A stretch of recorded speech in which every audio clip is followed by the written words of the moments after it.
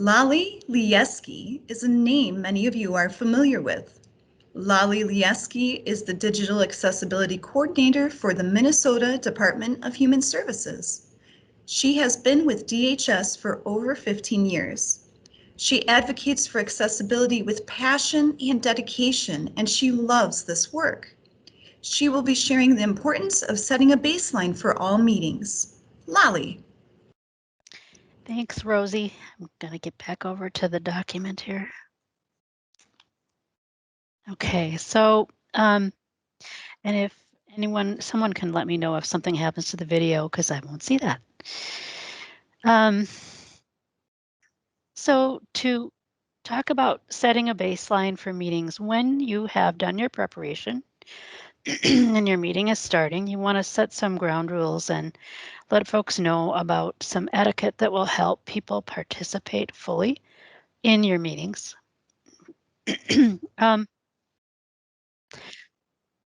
So one thing that you want to ask people to do is identify yourself. Say your name. And this is helpful for lots of reasons and for lots of different kinds of people. For people on the phone who can't see who's in the room, don't have any video available to them, just have audio. They want to be able to know who's speaking, and so that will help them become more familiar with who is in the room and who's speaking. Sometimes even in a virtual meeting, we have folks who are on the phone and they don't have cameras. For sign language interpreters, so that when someone speaks or speakers change, that they can then identify the person who's speaking for the folks who are they are interpreting for. For people who are blind or visually impaired. So if you are unable to see or can't see very well on the screen, or if you are back in a conference room, who's there, that's always helpful to know what who is in the room. And people who use captioning, again, for people who are reading the captions, it's helpful to know when speakers change.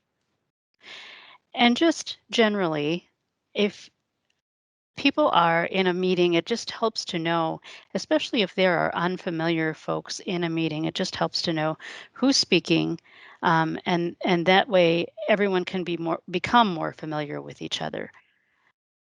So next slide, please. Thanks. Managing audio and camera. First, audio. When you are speaking, when you want to speak, if you can unmute yourself, that helps. Then people will be able to, you'll be able to speak, people can hear you.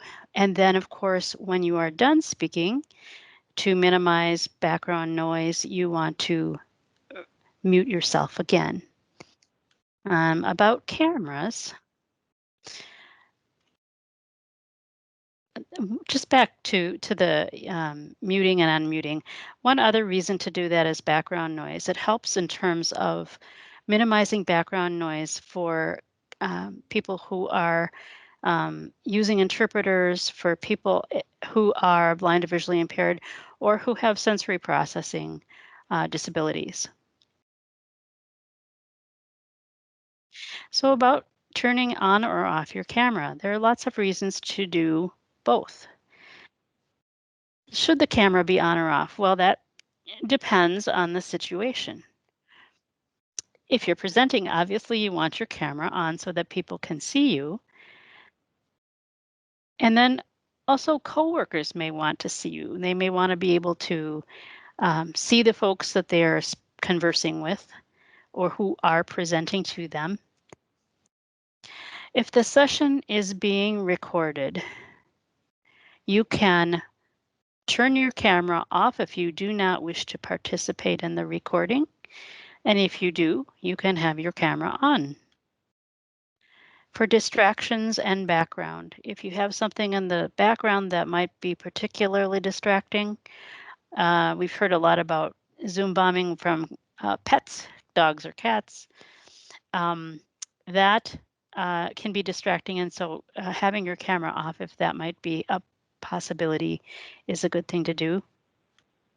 And also, if you want to protect your privacy, if for some reason there's something, some reason you want to do that, then turning your camera off is perfectly okay. And finally, if you need to step away for a moment, which does happen on occasion, you can turn your camera off for that reason. Next slide, please. We want to ensure inclusion. And so to do that,